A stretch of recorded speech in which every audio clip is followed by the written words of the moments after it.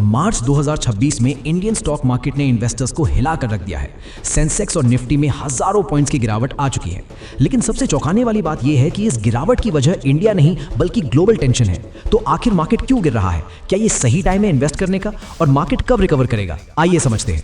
नमस्कार, आप देख रहे हैं लेटेस्ट न्यूज और आज हम बात करेंगे इंडियन स्टॉक मार्केट की गिरावट के बारे में, सिंपल लैंग्वेज में क्लियर एक्सप्लेनेशन के साथ। अगर हम वॉर टेंशन से पहले मार्केट को देखें, सेंसेक्स लगभग 83,000 के आसपास ट्रेड कर रहा था। निफ्टी करीब 25,800 के लेवल पर था। मार्केट में स्टेबिलिटी थी और इन्वेस्टर्स का कॉन्फिडेंस भी स्ट्रांग था। लेकिन अभी सिचुएशन पूरी तरह बदल चुकी है। सेंसेक्स 74,000 से नीचे आ चुका है। निफ्टी भी गिरकर करीब 22,500 के आसपास ट्रेड कर रहा है। यानी मार्केट में लगभग 9,000 पॉइंट्स तक की गिरावट देखी गई है। और ये गिरावट सिर्फ नंबर्स नहीं है, ये इन्वेस्टर कॉन्फिडेंस का गिरना भी दिखाती है। अब समझते हैं सबसे बड़ा कारण, यूएस और ईरान के बीच टेंशन। दोनों देशों के बीच लगातार अटैक्स और जवाबी कार्रवाई हो रही है और पूरी दुनिया को डर है कि ये टेंशन फुल वॉर में बदल सकता है। अगर ऐसा होता है तो मिडिल ईस्ट रीजन अनस्टेबल हो जाएगा और यही रीजन दुनिया को ऑयल सप्लाई करता है। वॉर का सबसे बड़ा असर ऑयल प्राइसेस पर पड़ता है। जैसे ही वॉर का डर बढ़ता है, क्रूड ऑयल महंगा होने लगता है। India already majority oil import करता है, तो ऑयल महंगा होने का सीधा असर हमारी इकोनॉमी पर पड़ता है।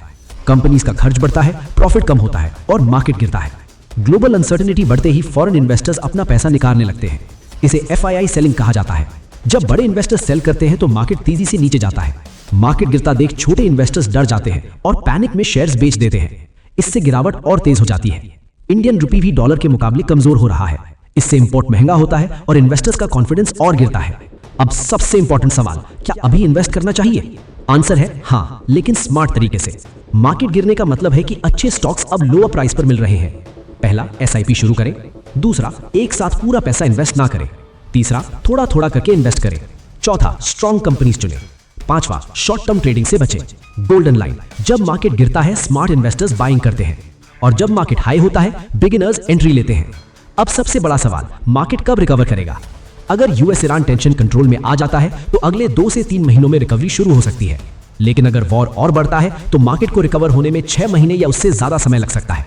लेकिन लॉन्ग टर्म में इंडियन मार्केट हमेशा रिकवर करता है। यह हिस्ट्री बार बार साबित कर चुकी है। स्टॉक मार्केट कभी भी स्ट्रेट लाइन में नहीं चलता, ये ऊपर नीचे होता है और यही नॉर्मल है। इस गिरावट को डर की तरह नहीं, अपॉर्चुनिटी की तरह देखना चाहिए। व्हाट नॉट टू डू, इस टाइम पर ये गलतियां बिल्कुल मत करें। पैनिक में सेलिंग मत करें। दूसरों को देखकर डिसीजन मत लें। पूरा पैसा एक साथ इन्वेस्ट मत करें। तो साफ है, इंडियन स्टॉक मार्केट की गिरावट का कारण सिर्फ इंडिया नहीं बल्कि ग्लोबल टेंशन है। खासकर यूएस ईरान सिचुएशन का सीधा असर मार्केट पर पड़ रहा है। मार्केट गिरता है फियर से और उठता है पेशेंस से। अगर आपको ऐसी सिंपल और यूजफुल जानकारी पसंद आती है तो हमारे चैनल को सब्सक्राइब करें और वीडियो को लाइक जरूर करें। याद रखिए, मार्केट में पैसा वही कमाता है जो गिरावट में भी कॉन्फिडेंट रहता है।